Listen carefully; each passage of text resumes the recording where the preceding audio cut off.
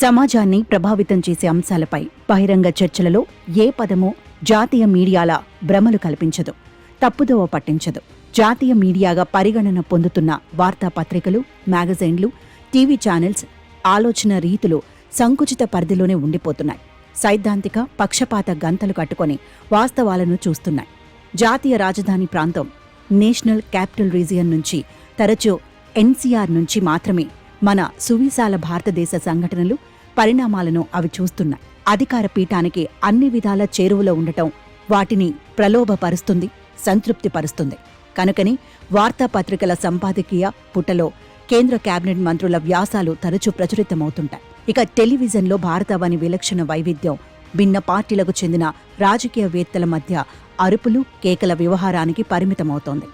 ఈ కారణంగానే మన సువిశాల మాతృభూమి వేరువేరు ప్రాంతాలలోని విభిన్న సామాజిక సముదాయాల జీవన స్థితిగతులపై నిశిత సమగ్ర అధ్యయనాలకు సంబంధించిన కథనాలకు జాతీయ వార్తాపత్రికలలో అల్ప ప్రాధాన్యం మాత్రమే లభిస్తుండగా, జాతీయ టెలివిజన్లో అసలు ప్రస్తావనకే నోచుకోవటం లేదు.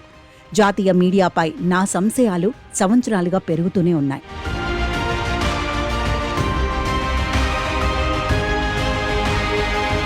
అవి సహేతుకమైనవని పెద్ద ఎత్తున వెల్లడవుతోన్న ఒక జాతీయ కళంకం గురించిన 2 ప్రశస్త వ్యాస సంకలనాలు ధృవపరిచాయి. ఎన్సీఆర్లోని ఏ టెలివిజన్ స్టూడియోలోనూ ఆ విషయమై ఎన్నడూ ఎలాంటి చర్చ కనీస మాత్రంగానైనా జరగలేదు. జరగగలదనే ఆశాభావానికి సైతం ఆస్కారం లేదు. నేను ప్రస్తావించిన లజ్జాకర విషయం గ్రేట్ నికోబార్ దీవిలో ప్రణాళికబద్ధ విధ్వంసం. చెన్నై నుంచి వెలువడే ఫ్రంట్ లైన్ మ్యాగజైన్ పంకజ్ సేక్సారియం సంకలనం చేసిన వ్యాస సంపుటంలో ఆ అంశంపై నిశిత విపుల వ్యాసాలున్నాయి. పంకజ్ సంకలనం ద గ్రేట్ నికోబార్ బిట్రయల్, ఒక దుర్బల దీవిని ప్రభుత్వం బుద్ధిపూర్వకంగానే విపత్తులోకి నెట్టివేస్తోందని పేర్కొంది. పంకజ్ స్వయంగా అండమాన్ నికోబార్ దీవులలో పలు సంవత్సరాల పాటు పరిశోధన నిర్వహించారు. ఆయన సంకలనంలోని వ్యాస రచయితలకు కూడా ఆ దీవుల స్థితిగతుల గురించి పరిశోధనల రూపేణ ప్రత్యక్ష పరిజ్ఞానం ఉంది. కేంద్ర ప్రభుత్వం అమలు పరుస్తున్న ప్రాజెక్టుతో గ్రేట్ నికోబార్ దీవికి అనేక ప్రమాదాలు పొంచి ఉన్నాయని ఆ వ్యాసాలన్నీ స్పష్టం చేశాయి. ప్రస్తుతం ఆ ప్రాజెక్ట్ అంచనా వ్యయం 80,000 కోట్లు. ఇది ఇంకా తప్పకుండా పెరుగుతుందని నిశ్చితంగా చెప్పవచ్చు. ఈ దుర్బల దీవిలో ఒక నౌకాశ్రయం, ఒక అంతర్జాతీయ విమానాశ్రయం, భారత ప్రధాన భూభాగం నుంచి వలస వెళ్లే లక్షలాది ప్రజల ఆవాసానికి గాను ఒక పట్టణాన్ని ఆ ప్రాజెక్టులో భాగంగా నిర్మించనున్నారు. 910 చదరపు కిలోమీటర్ల విస్తీర్ణంలో ఉన్న గ్రేట్ నికోబార్ దీవి నికోబార్ దీవుల సముదాయంలో చాలా పెద్దది. అండమాన్ నికోబార్ అనే ద్వీప సముదాయంలో భాగంగా ఉన్న గ్రేట్ నికోబార్ భూకంపాలకు ఆస్కారమున్న ప్రాంతం. ఈ దీవిలో గత దశాబ్దంలో 400కు పైగా భూకంపాలు నమోదయ్యాయి. 2004లో గ్రేట్ నికోబార్ సునామీ తాకిడికి గురైంది. దీవి అంతా ధ్వంసమైంది. ఆ దీవి వాసులైన ఆదివాసీలలో అనేక మంది సునామీలో కొట్టుకుపోయారు. మరెంతో మంది పూర్తిగా నిరాశ్రయులయ్యారు. ఆ సముద్ర ఉత్పాతం ఊహించని ఆకస్మిక పరిణామం. అయితే ఇప్పుడు అమలవుతున్న కొత్త ప్రాజెక్టు ప్రభుత్వం ఒక విపుల ప్రణాళికతో ఆ దీవి ప్రాకృతిక, సాంస్కృతిక సమగ్రతపై సంకల్పించిన దాడి. అవును, అక్షరాల దౌర్జన్యమే, సందేహం లేదు. నౌకాశ్రయ నిర్మాణంతో అరుదైన భారీ తాబేళ్ల ఆవాస ప్రదేశాలన్నీ ధ్వంసమవుతాయి. ఇంకా పర్యావరణానికి ఎనలేని నష్టం వాటిల్లుతుంది.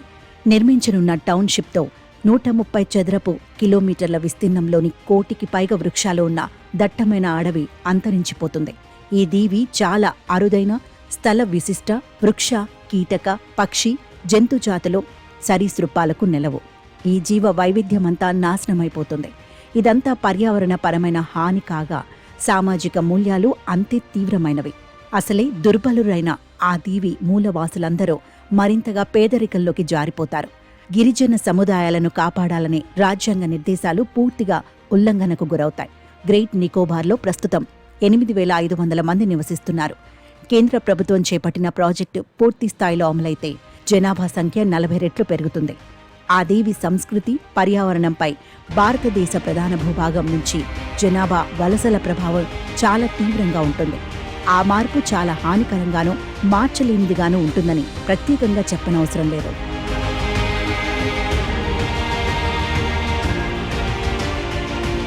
అండమాన్ నికోబార్ దీవులలో విస్తృతంగా క్షేత్ర పరిశోధనలు చేసిన అజయ్ సైని, అన్విత అబ్బి ఇటీవలి ఒక వ్యాసంలో ఇలా రాశారు.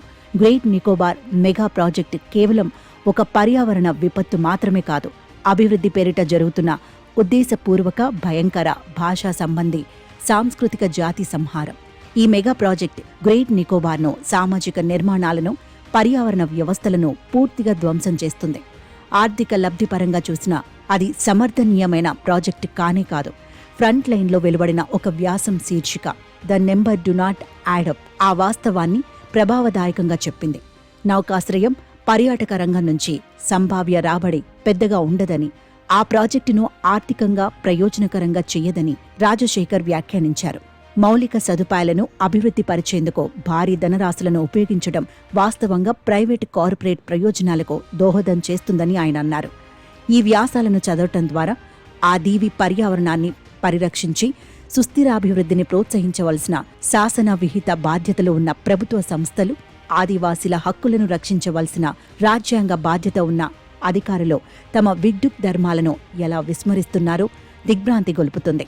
నేషనల్ గ్రీన్ ట్రిబ్యునల్, పర్యావరణ, అటవీ మంత్రిత్వ శాఖ, భారతీయ వన్యప్రాణుల సంస్థ, నీతి ఆయోగ్, గిరిజన వ్యవహారాల మంత్రిత్వ శాఖ క్షేత్ర వాస్తవాలను జాగ్రత్తగా పరిశీలించకుండా, సాధ్యాసాధ్యాలను నిర్దుష్టంగా అంచనా వేయకుండా మెగా ప్రాజెక్టుకు అవసరమైన అనుమతులను ఎంత నిరాలోచనగా మంజూరు చేశాయో పంకజ్ సంకలన గ్రంథం ఫ్రంట్ లైన్లోని వ్యాసాలు విపులంగా వివరించాయి.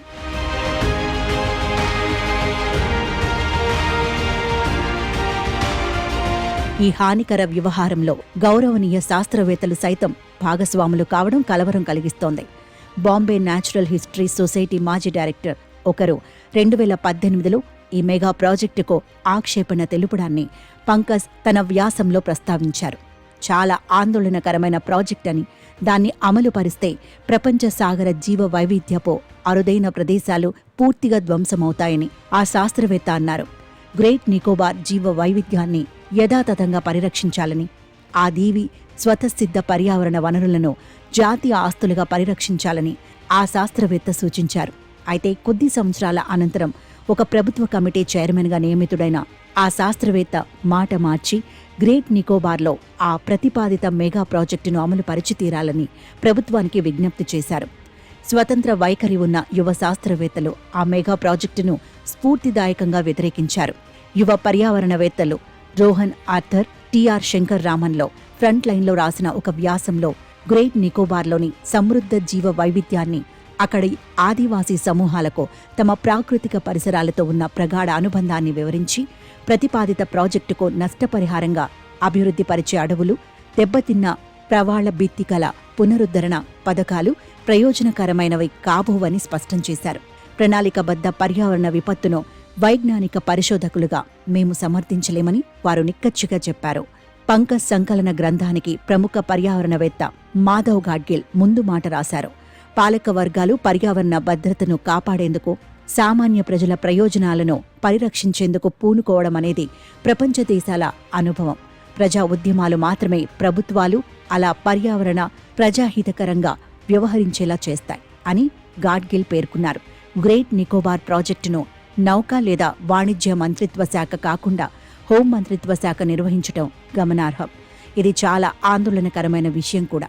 ప్రాజెక్టుపై విమర్శలు, ఆక్షేపణలను ముందుగానే అణిచివేసేందుకే ఇలా జరుగుతుందన్నది స్పష్టం. నిజానికి జర్నలిస్టులు ఇప్పుడు ఆ దీవిని సందర్శించటం అంతకంతకు కష్టతరమవుతోంది. ఈ వ్యాస రచనకు ఆధారాలైన క్షేత్ర పరిశోధనలు నిర్వహించిన రచయితలు, యువ పరిశోధకులు ఆ మెగా ప్రాజెక్టును తప్పుపడుతూ దాని సంభావ్య విపత్కర పర్యవసనాలకు పాలకులే బాధ్యులు అని నిష్కర్షగా చెప్పారు. ఇందుకు వారు మన ఉమ్మడి కృతజ్ఞతలకు పాత్రులు. వారు అదే సమయంలో మన జాతీయ మీడియా సిగ్గుపడేలా చేశారు సుమా.